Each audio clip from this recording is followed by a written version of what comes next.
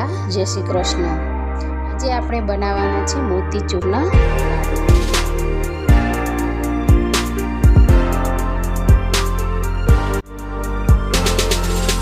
મોતીચૂરના લાડુ બનાવવા માટે સૌપ્રથમ આપણે બેસન લઈશું 2 વાટકી।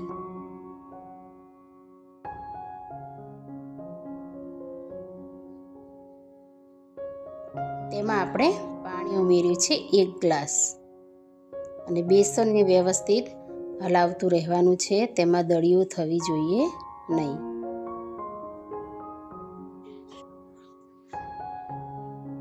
પાણી એક સાથે નાખવાનું નથી, ધીમે ધીમે નાખતું જવાનું અને બેસનને હલાવતું જવાનું, એટલે આ રીતે બેસન તૈયાર થાય છે। પાણી નાખવાનું જ છે વધારે, પણ જેમ જેમ જરૂર પડે તેમ ઉમેરતા જવાનું, એટલે બેસનમાં દળીઓ થાય નહીં। આપણે બેસન પાતળું જ કરવાનું છે।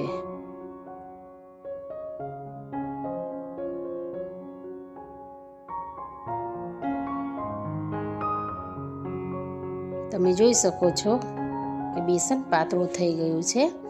આપણે એક કડાઈમાં થોડું તેલ ગરમ કરવા મૂકી દીધું હતું।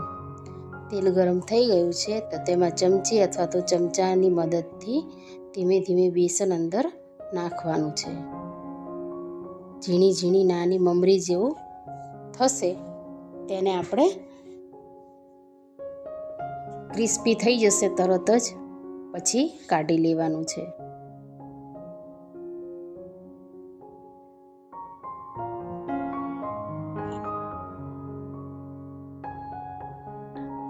આ રીતે આપણે જેટલું બેસન બનાવ્યું છે એ કઢાઈમાં નાખી અને આ રીતે મમરી જેવું તૈયાર કરીને બહાર કાઢી લેવાનું છે। તમે જોઈ શકો છો કે આપણે જે બેસન હતું તેની મમરી બનાવી દીધી છે। હવે તે થોડી ઠરી જાય પછી મિક્સરમાં ક્રશ કરી દેવાની છે, પણ તેને બહુ નહીં ક્રશ કરવાની, કરકરું રહે એ રીતે ક્રશ કરવાનું છે। બહુ ઝીણું બનાવવાનું નથી। આપણે હવે ક્રશ કરીને તેને બહાર કાઢી લીધું છે। દાણી રે એ રીતે ક્રશ કરવાનું છે। પછી કોઈ પણ એક વાસણમાં 1 વાટકી ખાંડ લઈશું। તેમાં 1 વાટકી પ્રમાણે જ પાણી ઉમેરવાનું છે। હવે ખાંડ ઓગળી જાય ત્યાં સુધી આપણે તેને હલાવતું રહેવાનું છે। ગેસની ફ્લેમ ધીમી રાખવાની છે। તમે જોઈ શકો છો બબલ થવા માંડ્યા છે, ખાંડ ઓગળી ગઈ છે। તેમાં આપણે ફૂડ કલર ઉમેરીએ છીએ અને પછી પાછું તેને હલાવી દેવાનું છે, જેથી તે મિક્સ થઈ જાય। ખાંડ બરાબર ઓગળી ગઈ છે। તેમાં ઉમેર્યો છે એલચી પાવડર।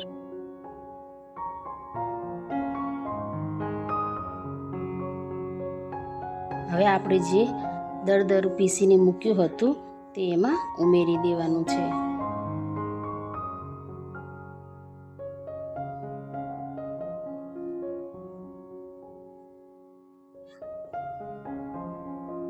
હજુ આપણે ગેસ ચાલુ જ રાખીશું અને જે ઉમેર્યું છે તે વ્યવસ્થિત મિક્સ કરી દેવાનું છે, આ રીતે હલાવીને।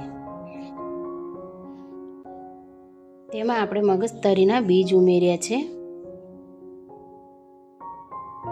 ફરીથી આપણે તેને હલાવીશું।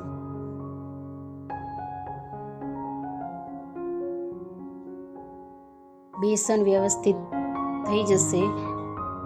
આપણે બનાવેલી ખાંડની ચાસણી અને દરદરું પીસેલું મિક્સ થતું જશે, એટલે આવું કટ થતું જશે। તેમાં આપણે પિસ્તા ઉમેર્યા છે। તમે જોઈ શકો છો કે ચાસણી બરાબર લોટ સાથે મિક્સ થઈ ગઈ છે। તેમાં આપણે 1 ચમચી ઘી ઉમેર્યું છે।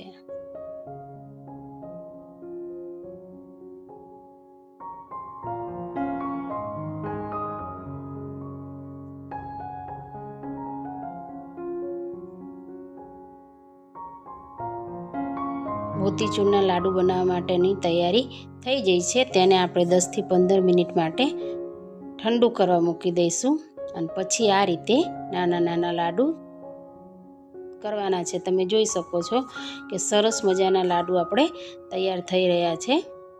તેને ગાર્નિશ માટે કોઈ પણ વસ્તુનો આપણે ઉપયોગ કરી શકીએ છીએ.